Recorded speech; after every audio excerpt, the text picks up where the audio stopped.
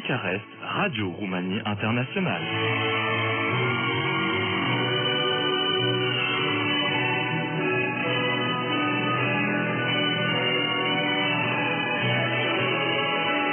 Mesdames et messieurs, l'équipe de la section française de Radio Roumanie Internationale se fait un plaisir de vous inviter à écouter cette émission qu'elle a voulu aussi bien intéressante qu'agréable, avec un maximum d'informations sur la Roumanie et les Roumains. Bonne écoute!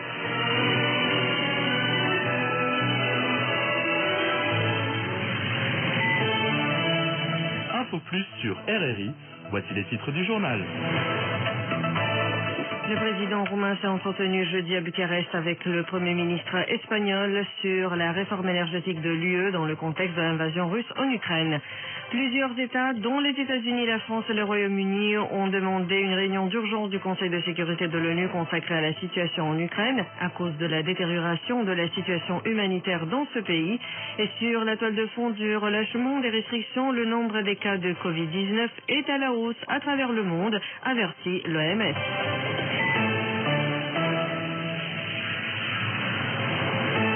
Valentina Beliavski. Bonjour à toutes et à tous. Le président roumain Klaus Iohannis s'est entretenu ce jeudi à Bucarest avec le Premier ministre espagnol Pedro Sánchez sur la crise des réfugiés ukrainiens, sur l'impact de la guerre en Ukraine voisine, notamment d'un point de vue énergétique, et sur la sécurité de la région. La Roumanie et l'Espagne ont des opinions convergentes en ce qui concerne l'importance de développer l'infrastructure du transport énergétique, d'assurer l'interconnexion entre les États membres, accroître la production et la capacité de stockage, a déclaré le chef de l'État roumain. À son tour, le Premier ministre espagnol a précisé que les effets économiques de la guerre en Ukraine étaient majeurs. On condamne tous cette invasion, a dit Pedro Sánchez, qui a ajouté que les sanctions contre la Russie continueraient de se multiplier. Il a aussi rencontré à Bucarest son homologue roumain, Nicolae Ciucă. Les deux responsables ont apprécié la réponse solidaire de l'UE et de l'OTAN à la crise en Ukraine et l'importance d'être solidaire avec les pays se trouvant en première ligne de la gestion du flux de réfugiés. Ce jeudi encore, le président roumain Klaus Iohannis a reçu son homologue estonien Alar Karis, qui avait visité auparavant la République de Moldova. En l'absence de tout indice sur une réduction de l'intensité du siège russe sur la ville portuaire de Mariupol, les efforts d'évacuation de civils se poursuivaient par le biais de corridors sûrs. 30 000 habitants de la ville avaient déjà fui, parmi lesquels 300 personnes que les autorités de Moscou affirment avoir transportées à bord de bus jusqu'à Rostov en Russie. Par ailleurs, le Royaume-Uni, les États-Unis, l'Albanie, la France, la Norvège et l'Irlande ont demandé la tenue cet après-midi d'une réunion d'urgence du Conseil de sécurité de l'ONU à cause de la détérioration de la situation humanitaire en Ukraine.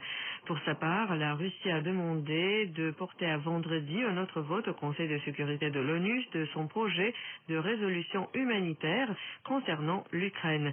Ce vote pourrait être abandonné par manque d'appui de la part des alliés les plus proches de Moscou, à savoir la Chine et l'Inde, notent les agences de presse. Mercredi, rappelons-le, la Cour internationale de justice a ordonné à la Russie de suspendre immédiatement les opérations militaires en Ukraine. Selon le Haut Commissariat de l'ONU pour les réfugiés, depuis le début de la guerre en Ukraine, plus de 3 millions de personnes ont quitté ce pays, dont plus de 450 000 sont arrivés en Roumanie. C'est l'exode le plus important enregistré en Europe après la Seconde Guerre mondiale. Aux réfugiés ayant quitté le pays s'ajoutent des personnes déplacées à l'intérieur de l'Ukraine. La crise humanitaire est aggravée aussi par la poursuite des bombardements qui visent aussi des cibles civiles.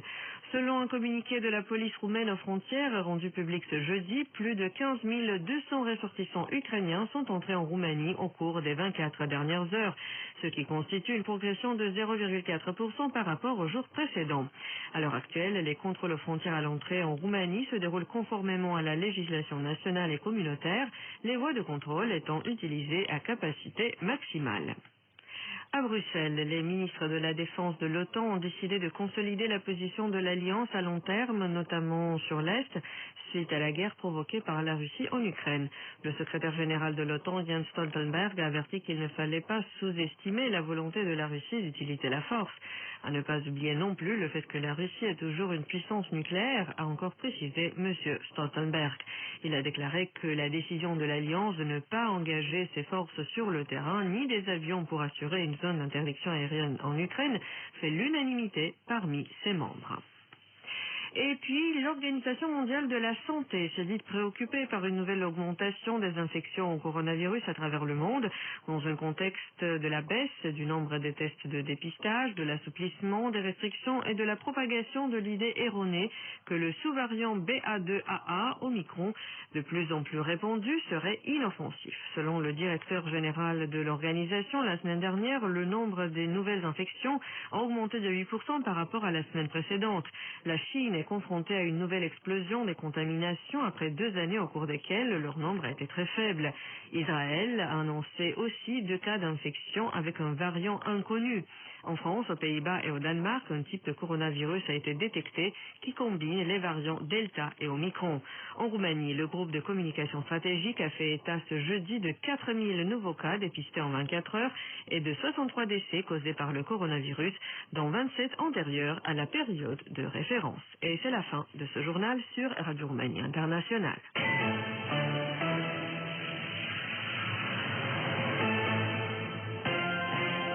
Info Plus, la suite des dossiers de l'actualité.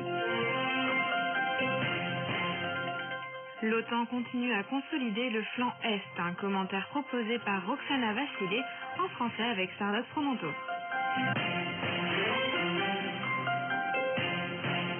Alors que la Russie poursuit son agression contre l'Ukraine, les ministres des armées de l'OTAN réunis à Bruxelles ont décidé de consolider la position de l'Alliance sur le long terme, en particulier sur le front Est et par conséquent